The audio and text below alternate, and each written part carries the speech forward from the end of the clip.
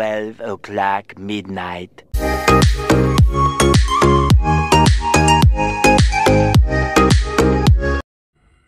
उद्या संकष्टी आहे, तर आपण साबुदाणा आज रात्री स्वच्छ पाण्यात धुवून 3 वेळा धुवायचा आणि तो रात्रभर भिजत ठेवायचा।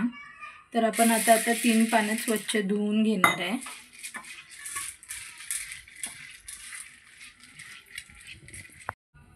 आता ह्यामध्ये ना पाणी टाकायचं, साबुदाण्याच्या वर येईल इतपतच पाणी याच्यात टाकायचा आणि हा रात्रभर भिजत ठेवायचा। The next day. Hi guys, welcome to my channel. मी रुशाली घरत तुमचं माझ्या ब्लॉगमध्ये स्वागत करते। तो चलिए शुरू करते हैं। आज संकष्टी आहे, तर संकष्टीच्या सर्वांना हार्दिक शुभेच्छा। तर मी आता तुम्हाला दाखवते, मी देवाला ना फुलांनी हार वगैरे घालून सजवलं आहे, तर ते मी तुम्हाला दाखवते। आता आपण देवबत्ती करत आहोत। देवाला फुलांनी सजवलं आहे आणि स्वामींच्या फोटोंना हार घातला आहे।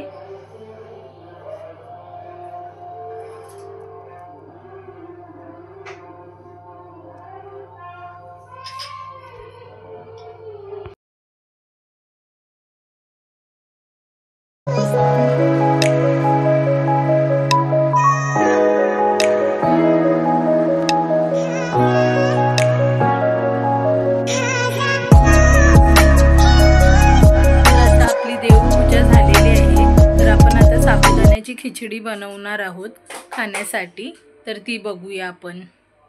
साबुदाणा खिचडीला मी एक बटाटा स्वच्छ धुतलाय आणि त्याचे तुकडे करून तो आता मी शिजायसाठी ठेवणार आहे।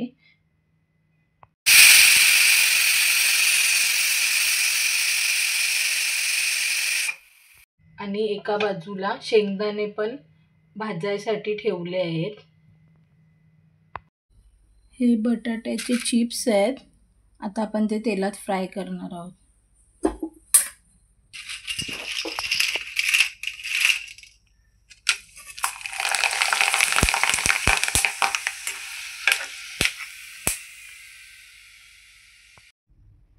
साबुदाण्याच्या खिचडीसाठी आता आपण इथे बटाटा उकडून घेतलाय, त्याचे बारीक तुकडे केलेत।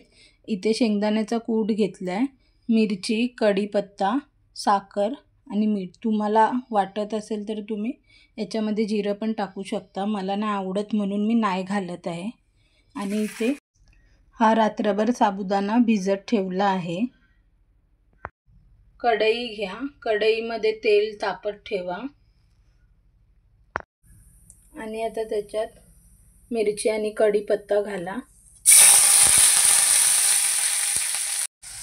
तेलात मिरची आणि कढीपत्ता टाकून झाल्यानंतर कढई गॅसपासून वेगळी करा आणि खाली उतरवा। त्यामध्येच आता हा बटाटा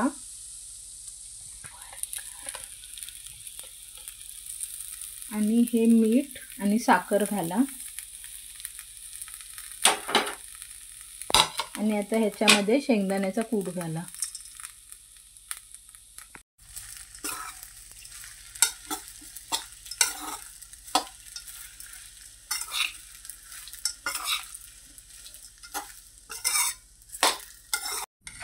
आता हे छान मिक्स करून झाल्यानंतर आता आपण कढई पुन्हा गॅसवर ठेवणार आहे आणि 5 ते 7 मिनिटांमध्ये आपली खिचडी रेडी होणार।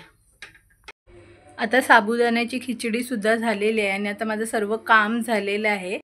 अशा प्रकारे साबुदाण्याची खिचडी तयार झाली आहे आणि ही पूर्ण उपवासाची थाली मी बनवली आहे।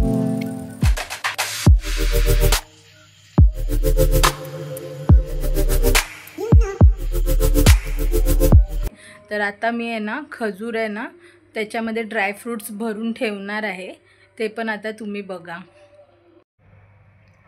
हा खजूर असा कापून घेतलाय मधून आणि त्यातला आता मी बी बाहेर काढते।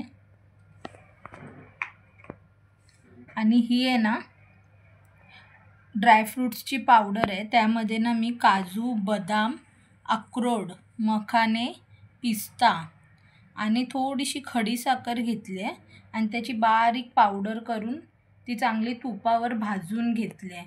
आता मग ती मी खजूरमध्ये भरणार आहे थोडी थोडी, आणि असं भरून बंद करणार आणि ती डब्यामध्ये ठेवणार. आपण हे फ्रीजमध्ये सुद्धा ठेवू शकतो. अशा प्रकारे मी सर्व खजूर भरून घेतले आहेत आणि ते डेली खाण्यासाठी खूप चांगले असतात, म्हणून मी असं भरून ठेवते ते नेहमी. तुम्हाला आवडलं ना तर नक्की ट्राय करून बघा आणि कमेंट करून सांगा मला कसं झालंय ते. तर आता माझा खजूरसुद्धा भरून झालेला आहे. जर तुम्हाला माझा ब्लॉग आवडला असेल तर माझ्या चॅनलला लाईक, शेअर आणि सबस्क्राईब करा. आता मी तुम्हाला भेटते पुढच्या ब्लॉगमध्ये. Thanks for watching my video. Bye.